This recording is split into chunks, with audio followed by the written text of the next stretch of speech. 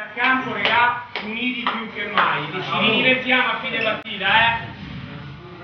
Diciamo che settimana ci sarà una nuova sorpresa.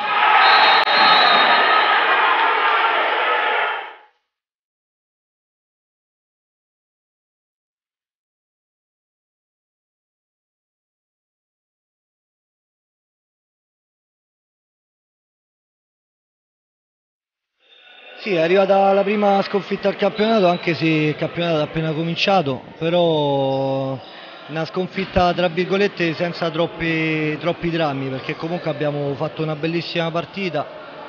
Forse siamo stati condannati dagli episodi, però alla fine il merito va anche agli avversari che magari hanno creduto a sfruttare quegli episodi a loro, che poi si sono rilevati favorevoli.